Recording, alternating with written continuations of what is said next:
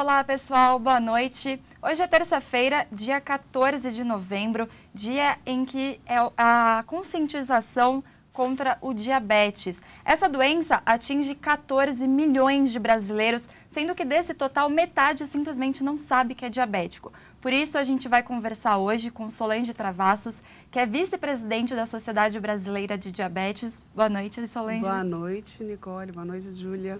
E também com a repórter Júlia Vidali. Boa noite, Júlia. Boa noite, Nicole. Obrigada pela presença de vocês. Solange, eu queria começar perguntando o que é o diabetes? O diabetes é um grupo de doenças muito heterogêneo, mas que a condição comum é o aumento do açúcar no sangue, né? Então, a gente tem dois tipos principais. Um é o diabetes tipo 2, que é o mais comum. 90% dos pacientes estão acima do peso, são sedentários, têm história familiar de diabetes, então é uma doença que está muito ligada ao estilo de vida.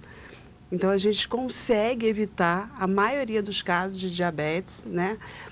Se as pessoas cuidarem mais da alimentação e da saúde como um todo, né? O estresse também é um fator de risco importante. E a gente tem, então, o diabetes tipo 1, que corresponde a 5 a 10% dos outros casos de diabetes, que é aquele que acontece por um problema autoimune. O sistema imunológico da pessoa passa a reconhecer a célula que produz insulina como um corpo estranho, vamos dizer assim, e passa a destruir.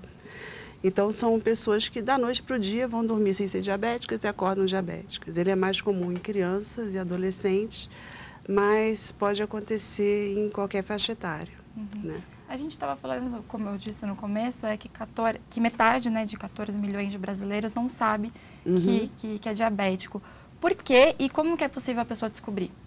É muito importante isso que você falou, Nicole, porque assim, o diabetes, quando é diagnosticado, em muitos casos a pessoa já tem alteração há 5 anos, 10 anos, porque no caso do diabetes tipo 2, tudo ocorre muito devagar, né? Então a glicose começa a subir, aí ela vai subindo ao longo dos anos e você passa a urinar um pouco mais, você não acordava à noite para urinar, você passa a acordar uma vez. Uma ferida que cicatrizava rapidamente demora um pouquinho, mas a pessoa não se dá conta. Você só vai ter sintomas quando ela está realmente muito elevada. Então, é recomendado que pessoas acima dos 40 anos realizem exame de sangue em jejum para pesquisar se o nível de glicose está aumentado ou não. Quem tem mais risco? Quem tem história familiar de diabetes, quem está acima do peso, quem é sedentário, quem tem pressão alta, quem tem colesterol alto, né? Então, assim, é muito importante buscar ativamente, senão você pode só fazer o diagnóstico anos depois e já com uma complicação, por exemplo, de vista. Você começa a enxergar esquisito, vai no médico, faz um fundo de olhar. Você tem diabetes? Não, doutor, não tem diabetes. A pessoa já era diabética e não sabia que tinha. E quais são os sintomas da doença? Então, o diabetes tipo 1, que é esse, que de uma hora para outra a célula que produz insulina, ela é destruída, os sintomas começam assim rapidamente. Você começa a urinar muito, beber muita água, você tem muita fome, porque na realidade o que você está ingerindo, a glicose, que é esse serviço de nutrientes para as suas células, está saindo no xixi. E ela não pode sair em cubinho de açúcar. Então, leva líquido junto. Você urina muito, você tem mais fome, você bebe muita água, né? Fica cansado, essas feridas não cicatrizam, pode ter uma visão embaçada. Criança, às vezes, começa a urinar de uma hora para outra. Os sintomas do tipo 2 e do tipo 1 são iguais. Só que o tipo 1 é de repente. Então, ninguém fica diabético tipo 1 e, assim, poderia estar diabético sem saber. Isso não ocorre. O diabético tipo 2, que é esse da obesidade, o mais comum, ele só vai apresentar sintomas assim quando ela estiver muito alta, lá na frente. Antes de eu passar para a próxima pergunta, eu só queria lembrar que nós estamos ao vivo pelo Facebook, portanto, se você tiver alguma dúvida, deixa aqui nos comentários que a gente vai fazer ao vivo para a Solange. E Solange, tem alguma causa, você disse de uma hora para outra, tem alguma coisa que desencadeia essa condição? No diabetes tipo 1, né, esse autoimune, a gente tem várias suspeitas, assim, nenhuma comprovada ainda, a gente não sabe exatamente o que desencadeia. Pode ser um vírus, pode ser um determinado alimento, a gente ainda não tem certeza. É multifatorial, na realidade, são várias coisas que acontecem. Por exemplo, uma pessoa que tem diabetes tipo 2, esse da obesidade, um filho dessa pessoa tem 33% de chance de ficar diabético ao longo da vida. Então, quem tem um familiar diabético precisa cuidar mais, tem que ter muita atenção com o estilo de vida, né, para poder evitar. Quem tem diabetes tipo 1, esse que tem que tomar insulina para viver, porque o pâncreas para de produzir, a chance de ter um filho diabético é em torno de 2,5%. Né? Então, assim, a genética é importante, mas tem o fator ambiental também. E o tratamento, a gente ouve muito falar da questão de injeção de insulina. Esse é o tratamento padrão? É para os dois tipos da doença? Então, o que a gente tem de tratamento? O diabetes autoimune, esse tipo 1, você fica sem insulina e todos nós somos dependentes de insulina para viver. Ninguém vive sem insulina. Então, ele tem que tomar insulina todos os dias. A gente usa geralmente 2 tipos de insulina. O diabetes tipo 2, a gente começa com medicação oral. Todos têm que fazer dieta e exercício. A gente começa com medicação oral, geralmente começa com um remédio, depois você precisa usar 2 remédios, às vezes 6, porque ele é causado por vários defeitos e a gente tem remédio para vários defeitos. Então, às vezes, a gente precisa associar essas medicações. E 50% das pessoas que têm diabetes tipo 2 vão precisar de insulina em algum momento do tratamento. Uma coisa que é muito importante falar é que os 2 tipos de diabetes no Brasil, no geral, estão muito mal controlados. No tipo 1, só 10% está controlado e no tipo 2, só mais ou menos 25% está controlado. E diabetes, ela acaba sendo a maior causa de cegueira mundial em pessoas em idade produtiva, amputação não traumática, insuficiência renal. Para vocês terem uma ideia, no ano de 2014, diabetes matou mais que câncer de mama, mais câncer de pulmão, mais AIDS e mais malária. Então, matou mais que todas essas doenças juntas, né? E a gente fala pouco, né? O Novembro Azul, ele é, no mundo inteiro, usado para alertar sobre diabetes, né? E a gente fala pouco disso. Dia 14 é o Dia Mundial, mas é um mês inteiro. Novembro também se confunde com a questão do câncer da próstata, né? Sim, que é mais recente. Eu não sei por que as pessoas não associaram as duas. Essa campanha. As duas são muito importantes, né? Diabetes é fator de risco para câncer de próstata. E, assim, não sei por que, acho que as pessoas, elas têm que... muita gente tem vergonha de falar, né, sobre a doença. É um estigma. As pessoas cuidam mal. Os jovens com diabetes tipo 1 falam numa boa, né? Paula Toller é diabética, Dardo Villa-Lobos, diabético desde a adolescência, o Zé Loreto.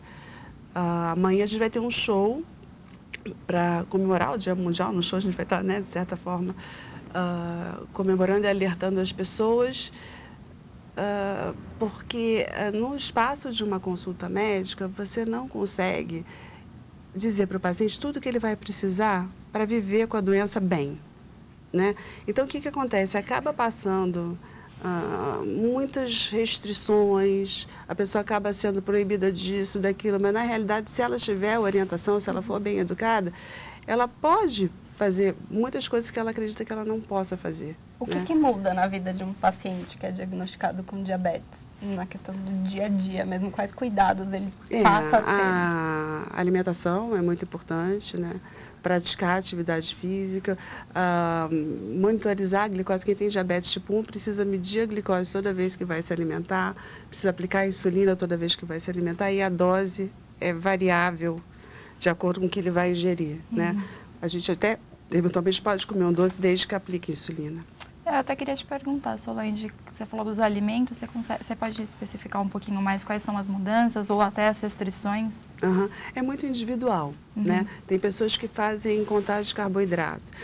De maneira geral, a gente recomenda uma alimentação rica em verduras, em legumes, com muita fibra, com cereais integrais, né? Evitar gordura saturada, que se alimente em porções várias vezes ao dia. Mas a gente permite o doce às vezes. Por exemplo, uma maçã grande é muito mais saudável que um brigadeiro, ela tem fibra, ela tem vitamina, mas ela pode ter 20 gramas de carboidrato, o brigadeiro tem 9. Então, uma maçã sobe mais a glicose que um brigadeiro. Então, assim, às vezes a pessoa acha que assim, eu sou diabética, eu não como açúcar, mas come outras coisas que vão transformar em açúcar. Então, você precisa ter um equilíbrio, né? E você falou da dificuldade do controle. Por que dessa dificuldade? Por vários motivos. Porque a pessoa não tem todas as informações que ela precisa numa consulta médica no SUS de 5 minutos. No plano de saúde também é rápido, né? Então, ela acaba não tendo todas as informações necessárias. E o diabético, às vezes, reage um pouco a participar de associações diabéticos, de grupos, às vezes nem sabe que tem, né? Às vezes quer e nem sabe que tem. Então, vou voltar do show que eu comecei e não terminei, né? O show vai ocorrer amanhã no Tom Brasil, às 8 da noite, com Paula Toller, Dado Villa-Lobos, Guilherme Arantes, Paulo Miklos e Maurício Manieri. E esse show, o show está muito bonito e, na realidade, é um evento de educação. Então, a gente tem vários vídeos educativos, aborda várias coisas.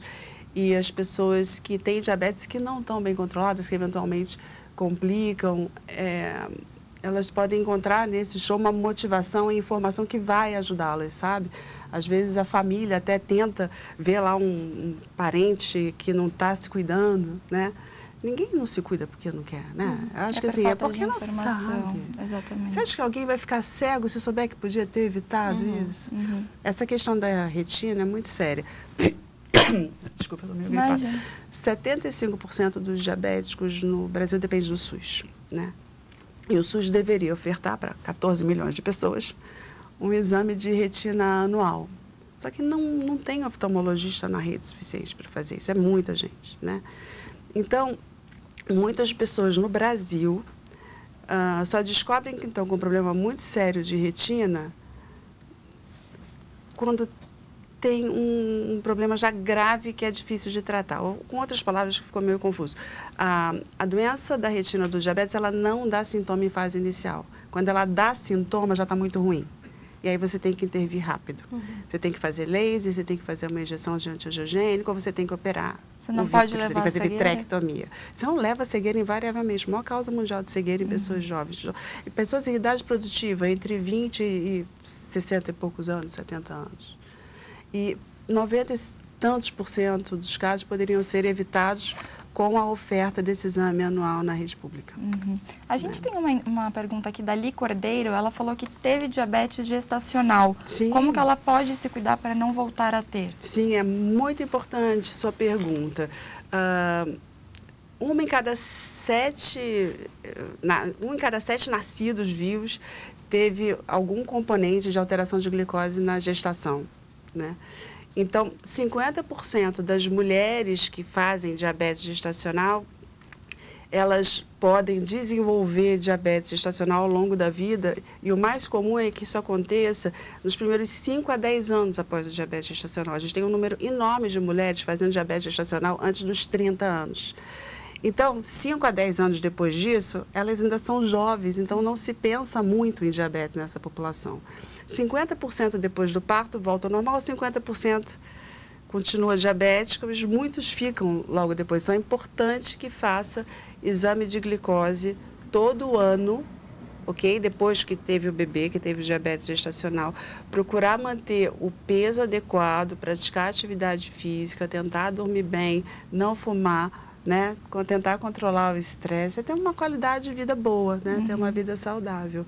E a gente recomenda também, mais ou menos 60 dias depois do parto, que se repita aquele teste com aquele xarope de glicose, né, que faz durante a gestação, para reclassificar, né? E a gente precisa eventualmente fazer esse exame também ao longo do acompanhamento depois da gestação. Por que acontece a diabetes gestacional?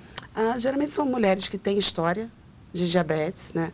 Muitas já engravidam acima do peso ou ganham muito peso durante a gestação. A gestação já é uma situação que o corpo da mulher ele faz uma coisa chamada resistência insulínica. Isso já é fisiológico da gestação. O que é a resistência insulínica? Uma dificuldade da insulina colocar a glicose para dentro da célula e manter o nível de glicose controlado. Então, o que acontece? Com isso, o pâncreas começa a produzir muita insulina. Se a mulher já está acima do peso, que já força o pâncreas, ou se ela tem uma história familiar, ou se ela engravida com mais idade, tudo isso dificulta o processo e ela acaba abrindo um diabetes gestacional. A Tereza Felipe falou que é diabética e que isso que veio por causa da pressão alta. Qual que é a relação entre esses dois fatores? Não é que veio por causa da pressão alta. Tanto o diabetes quanto a hipertensão tem relação com resistência à ação da insulina. né? Então, na realidade, o que acontece são doenças que são muito associadas. Um grande número dos diabéticos tipo 2, principalmente, é também hipertenso, né? Existe uma condição que a gente chama síndrome metabólica, que é a associação de vários fatores de risco para a doença cardiovascular. Então, a pessoa tende a ter hipertensão, colesterol alto, triglicerídeos altos, diabetes, aumento da circunferência da cintura, né? Isso tudo a gente consegue prevenir, na maioria dos casos, se a pessoa tiver uma alimentação saudável desde cedo, se ela praticar atividade física, né? Então, isso é bem importante também. E o Ministério da Saúde, né, lançou a pesquisa esse ano dizendo que aumentou em 61,8% os casos de diabetes no Brasil em 10 anos. Sim. Por que desse aumento?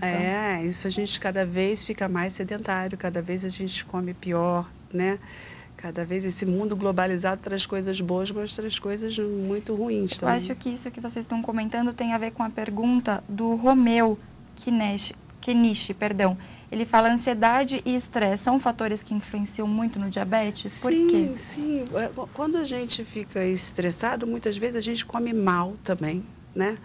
A gente deixa de cuidar de coisas assim que são importantes, da nossa atividade física, mas existe também uma relação mais direta que quando você está sob estresse, você produz hormônios, que a gente chama de hormônios contrarreguladores, que é o cortisol, a adrenalina, o glucagon, o GH, que eles dificultam a ação da insulina e causam resistência à insulina, né? Então, assim, todo mundo, quando tem um estresse, né, o organismo produz todos esses hormônios e isso eleva a glicose. Só que o pâncreas da pessoa vai lá e conserta, traz a glicose para baixo.